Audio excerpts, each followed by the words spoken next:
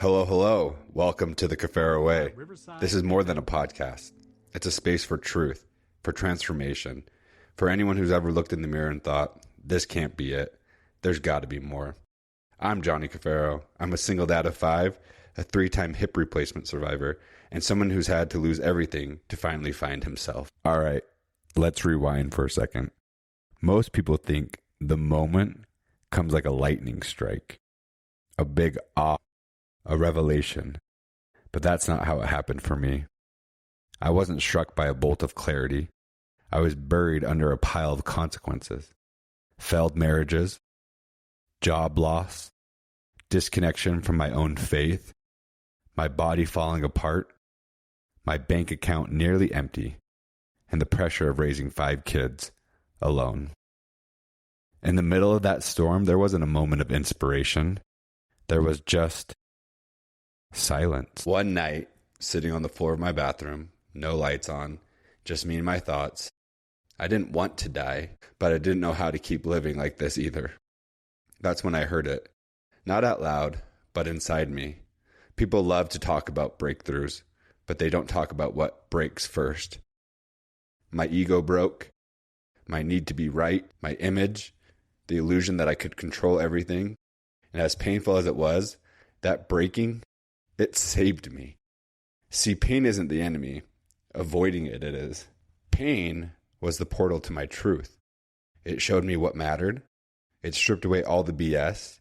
It reintroduced me to my breath, to my body, to God. Not the version I was taught, but the one I was felt. So if you're in pain right now, I want to say this clearly. You're not failing. You're being invited back into your life. I used to think I was running from problems, but really, I was running from me, from stillness, from my emotions, from hard conversations, from saying, I'm not okay out loud. I filled the space with busyness, achievement, religion, sex, success, substances, anything but the truth, anything that would numb the pain, anything that would get me to not face what was in front of me.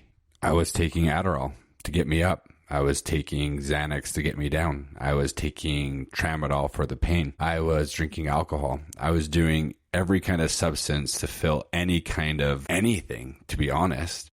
Women were a space for me to find a void. It was anything that would allow me to not face what was truly in front of me. That's the hard thing. I was consuming anything of this world. But when it got all quiet, when I couldn't numb anymore, that's when the real work began. I want to talk about the work that I did. I want to talk to you that I started writing.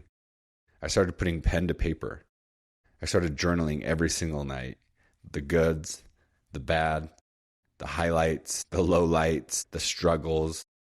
Anything that I could think of, I just started writing. And it was so therapeutic for me to be able to just write and be able to be in that flow state and be able to get the emotions out that are needed and to be able to not to attach to them. I started meditation and eventually breath work. Now listen, I wasn't the type of guy who meditated.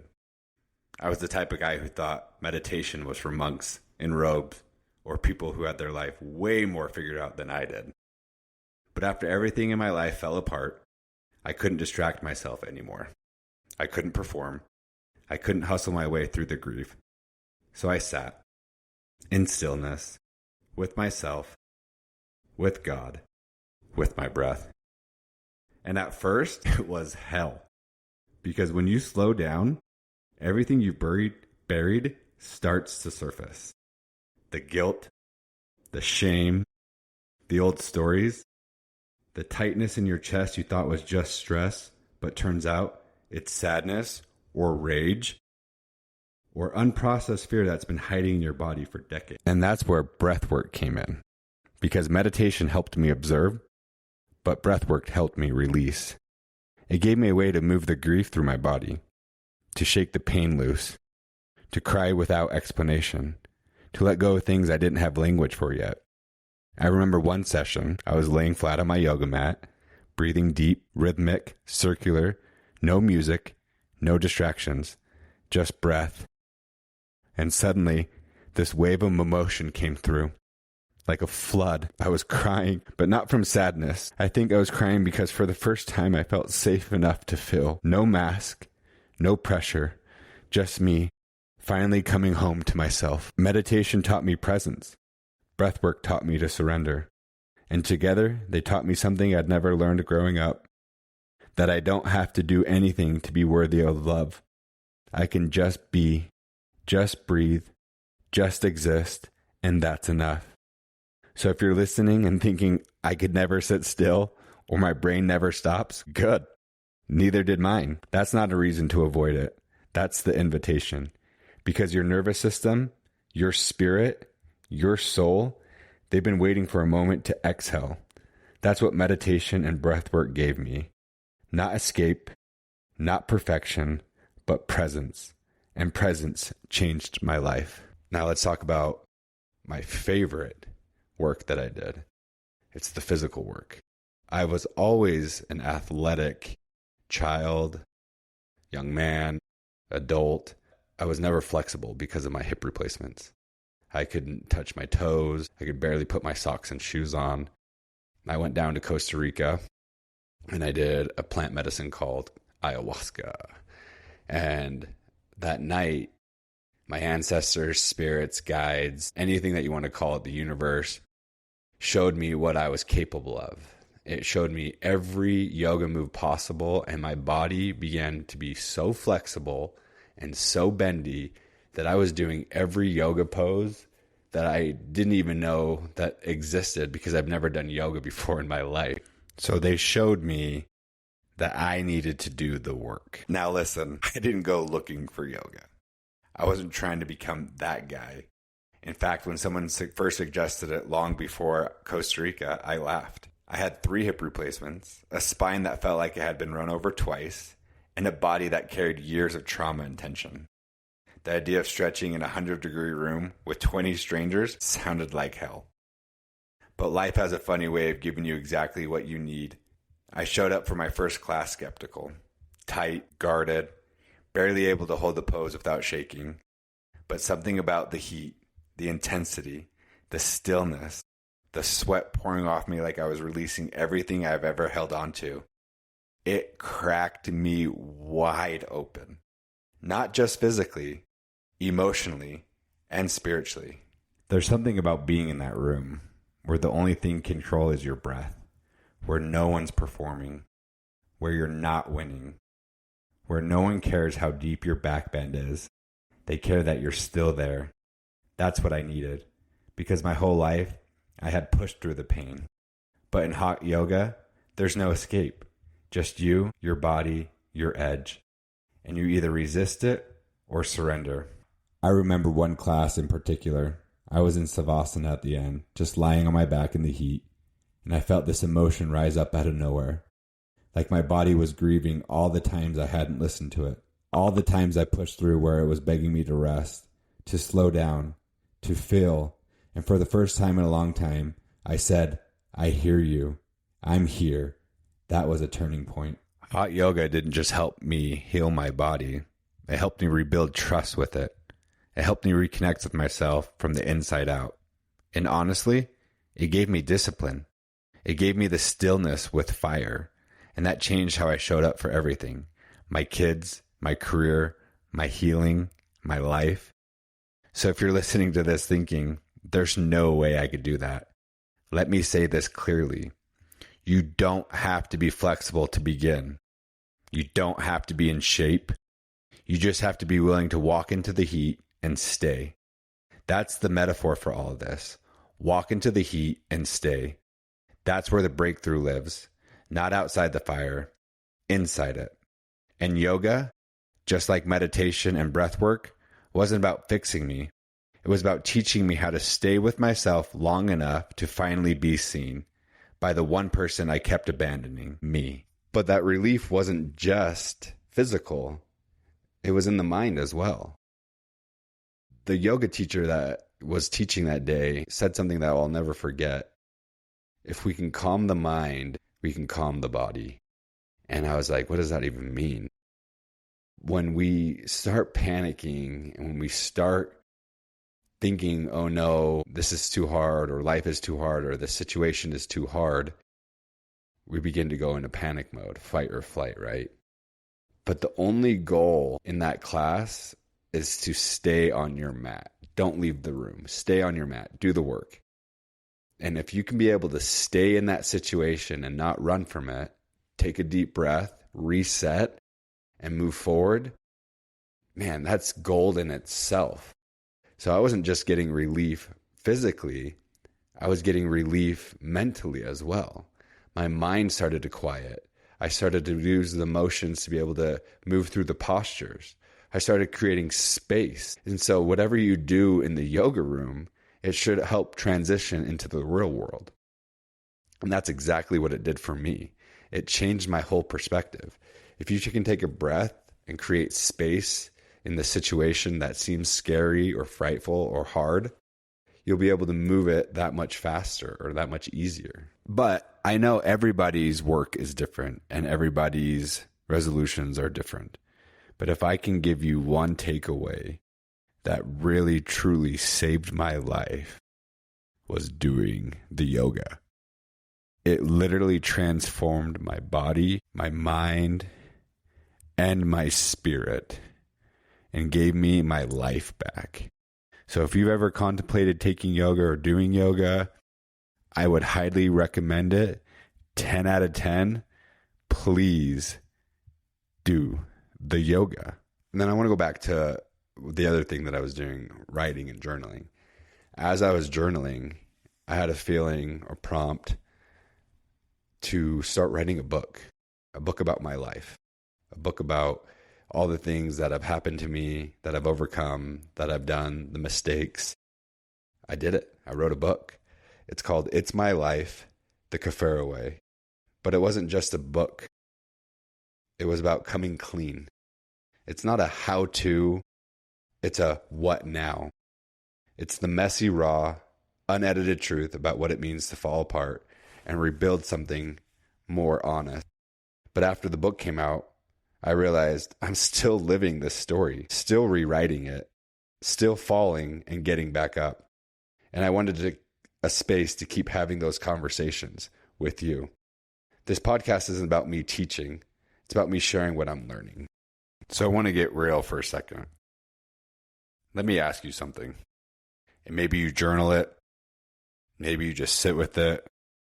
Maybe you put it in your notes on your phone, like we all do. What are you running from? I'll let you sit with that for a second. What are you running from? Next question. What have you been avoiding that's quietly asking for your attention? And what would it look like if instead of escaping it, you turn towards it?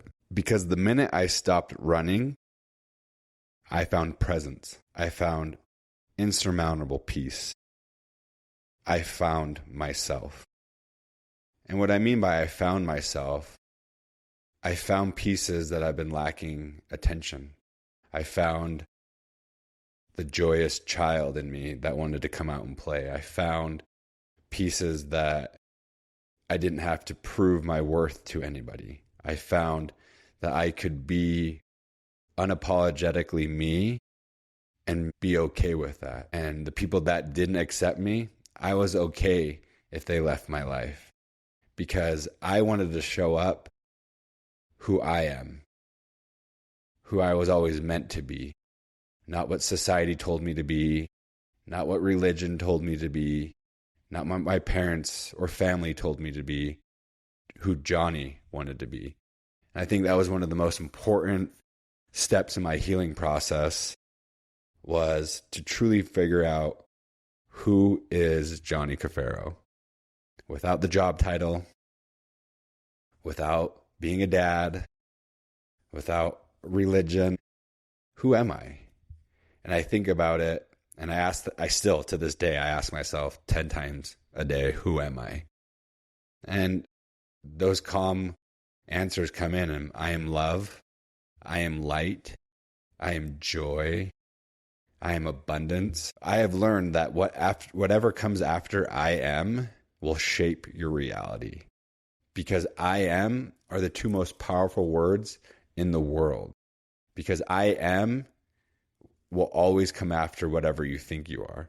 I am strong, I am powerful, I am smart. But if our self-talk is, I am dumb, I am stupid, I am unworthy of love, you're going to be able to find more of those things in your life. So if you can just shape and twist and turn those thoughts into a positive affirmation, then you'll be able to know, I am who I am, and that is enough. But it's not easy. It is not easy. This is one of the most difficult things I've ever done, was to sit with myself, was to figure out who I am. It's not going to be overnight. I mean, hell, I'm still doing it. I'm still figuring out what I'm supposed to be, who I'm supposed to be each and every day, each and every hour. Am I a good employee? Am I a good father? Am I doing those things that show up for people? What I do know is, don't ever quit.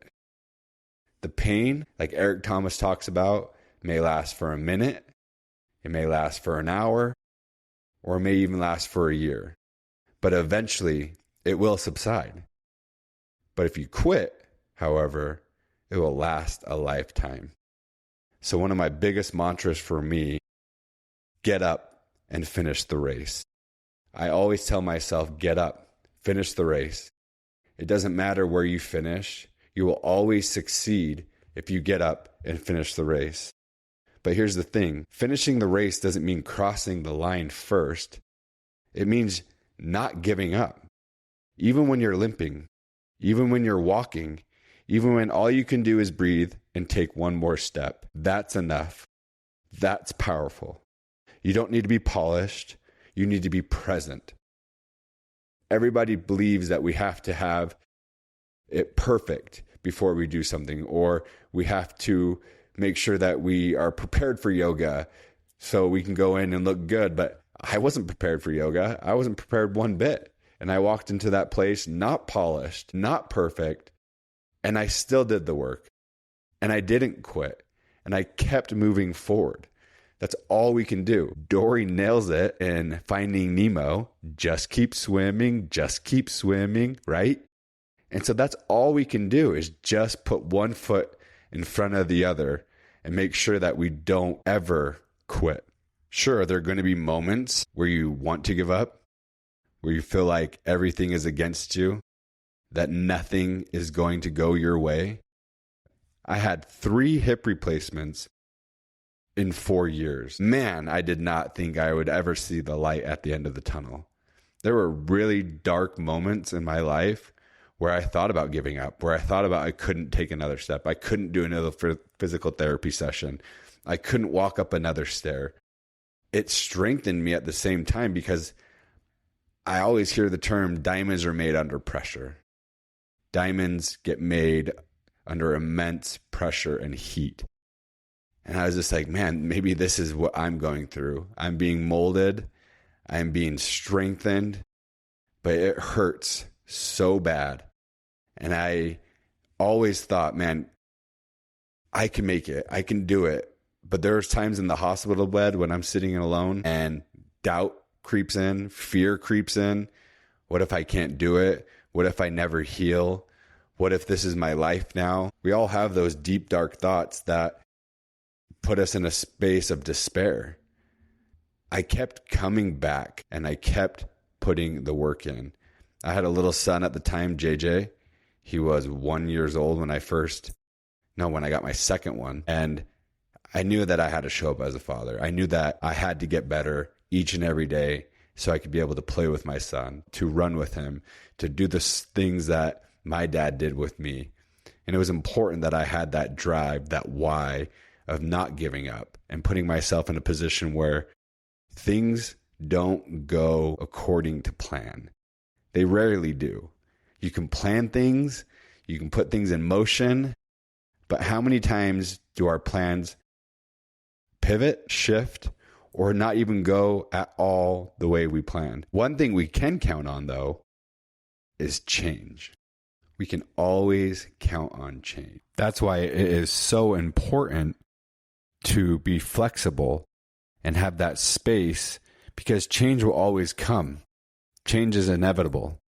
But if we are open to it and have that understanding, things will flow and go a lot more smoothly. I'm also a firm believer in that everything is happening for my best and highest good. Everything is happening for me, for me, for me. Get that? Not to me, but for me. The door closed. I didn't get the new job. I didn't get the new high score. It gives you time to get better. It gives you time to reevaluate, replan. Things that close that you feel like you should have gotten, it's a win. It's a victory. For us to be able to know that the universe has our back, God wants us to succeed. Everything is happening for our best and highest good, the best and highest timeline for us to be able to be happy. And I consider myself a pretty happy guy. I want to go back a little bit to my childhood. I was born with a hip disease called leg calf Perthes disease.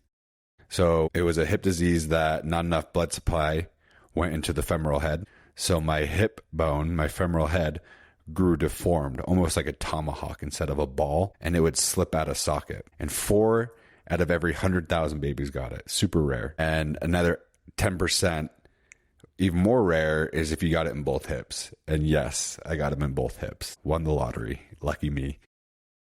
It was hard. It was definitely hard. I wore braces on my legs like Forrest Gump, and I got made fun of a lot. That was the hard thing, being a child, having something unique on your body for children to look at and make fun of you on. I really do believe that it was strengthening me. It was making me a better person to go through that. Because if I didn't go through that, I wouldn't have so much empathy for people that are going through that. I wouldn't have that much compassion for people going through struggles. Don't get me wrong, I still hurt my feelings. I still cried, came home every day from school, just being bullied. And I mean, I think everyone in their life has been bullied in one shape, way, form, or another. And it hurts and it sucks. But if you don't attach to it, and if you can move past that and have an understanding that it's actually making you stronger and better, and you can be able to hold space for somebody that has gone through that, it's a gift. And I see it as a gift.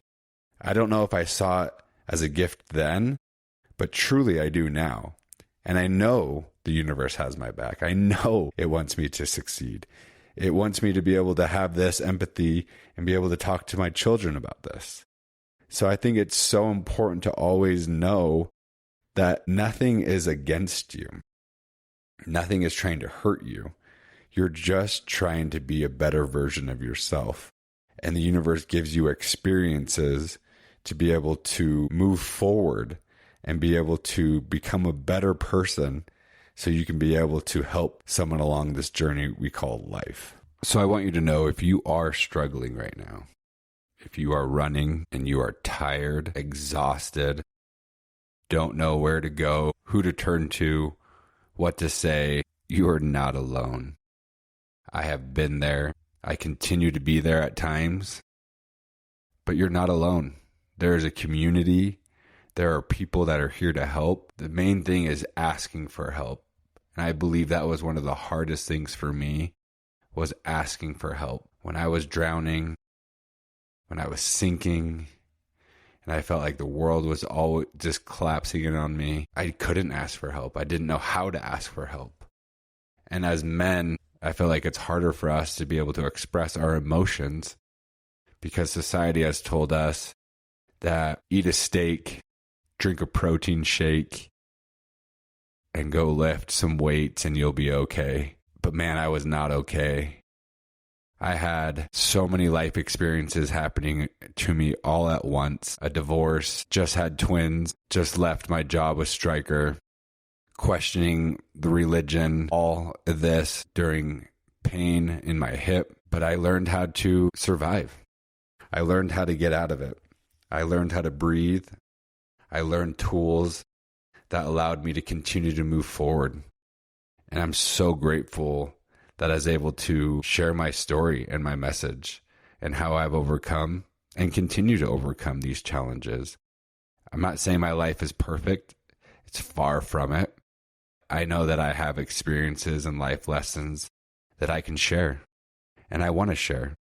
I want to be able to give someone hope, a light, knowing that they're not alone. Because I know what it feels like to be in the dark, to be smiling on the outside and completely lost on the inside, to be successful by everyone else's standards, but silently asking yourself, is this it?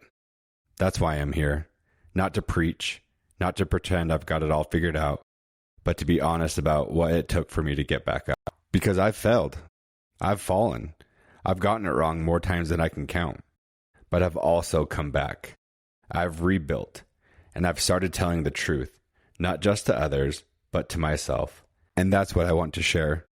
The real lessons, the stuff you can't learn in a book, the kind of wisdom that only comes through walking through fire and choosing not to stay burned.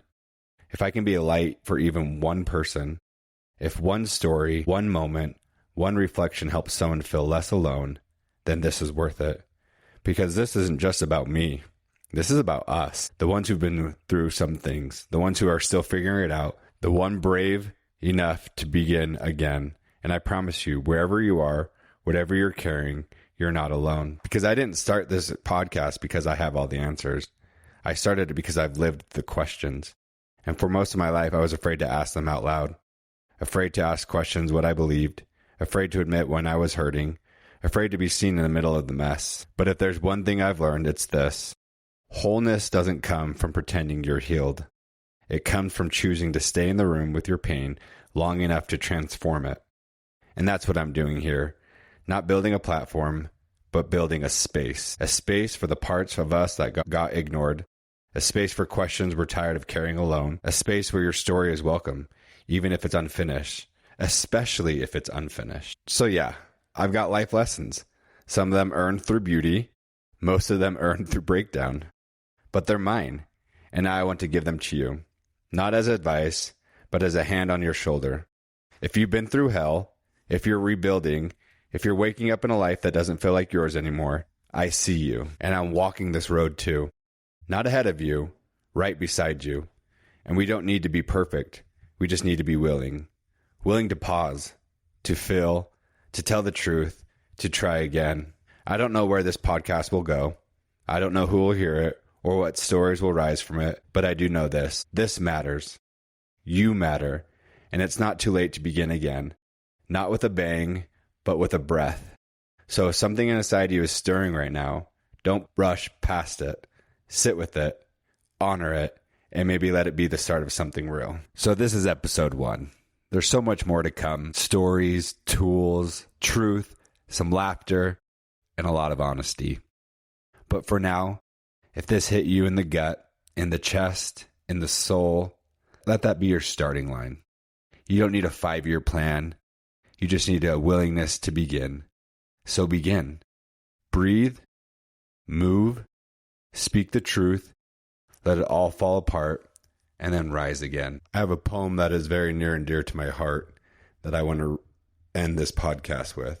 It's called The Race by D.H. Groberg. Whenever I start to hang my head in front of failure's face, my downward fall is broken by the memory of a race.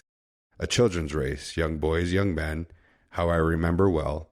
Excitement, sure, but also fear. It wasn't hard to tell. They all lined up, so full of hope, each thought to win that race, or tie for first, or if not that, at least take second place. And fathers watched from off the side, each cheering for his son, and each boy hoped to show his dad that he would be the one. The whistle blew and off they went, young hearts and hopes afire. To win and be the hero there was each young boy's desire. And one boy in particular, whose dad was in the crowd, was running near the lead and thought, my dad will be so proud. But as they speeded down the field, across a shallow dip, the little boy who thought to win lost a step and slipped. Trying hard to catch himself, his hands flew out to brace, and amid the laughter of the crowd, he fell flat on his face. So down he fell, with him hope, he couldn't win it now. Embarrassed, sad, he only wished to disappear somehow. But as he fell, his dad stood up and showed him his anxious face, which to the boy so clearly said, get up and win the race. He quickly rose, no damage done, behind a bit, that's all, and ran with all his mind and might to make up for his fall. So anxious to restore himself, to catch up and to win, his mind went faster than his legs, he slipped and fell again. He wished then he had quit before with only one disgrace. I'm hopeless as a runner now, I shouldn't try to race. But in the laughing crowd he searched and found his father's face, that steady look which said again, get up and win the race. So up he jumped to try again, 10 yards behind the last. If I'm to gain those yards, he thought, I've got to move real fast. Exerting everything he had, he gained 8 or 10, but trying so hard to catch the lead, he slipped and fell again. Defeat.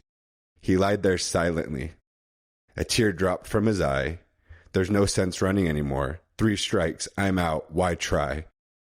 The will to rise had disappeared, all hope had fled away. So far behind, so error-prone, a loser all the way. I've lost, so what's the use, he thought. I'll live with my disgrace. But then he thought about his dad, who soon he'd have to face. Get up, an echo sounded low. Get up and take your place. You were not meant for failure here. Get up and win the race. With borrowed will, get up, it said. You haven't lost at all. For winning is no more than this, to rise each time you fall. So up he rose to run once more, and with a new commit, he resolved that win or lose, at least he wouldn't quit. So far behind the others now, the most he'd ever been, still he gave it all he had and ran as though to win. 3 times he'd fallen, stumbling. 3 times he rose again. Too far behind to hope to win, he still ran to the end. They cheered the winning runner as he crossed the line first place. Head high and proud and happy, no falling, no disgrace. But when the fallen youngster crossed the line last place, the crowd gave him the greatest cheer for finishing the race. And even though he came in last, with head bowed low, unproud, you would have thought he'd won the race to listen to the crowd. And to his dad, he sadly said, I didn't do too well. To me you won, his father said. You rose each time you fell. And now when things seem dark and hard and difficult to face, the memory of that little boy helps me in my race. For all life is like that race, with ups and downs and all you have to do to win is rise each time you fall. Quit, give up, you're beaten, they still shout in my face. But another voice within me says, get up and win the race. Yeah, I mean that, I got a little emotional. That poem gets me really emotional every time. It brings me back to my 3 hip replacements and how many times I've fallen. I know that I get up and I will win the race. And I want you to know this, that you can get up and win your race no matter what. I'm Johnny Caffaro. This is the Caffaro Way, and we're just getting started. If this episode moved you, subscribe. Share it with someone who needs to hear it. And if you're ready to stop performing and start living, stick around. The real race begins now.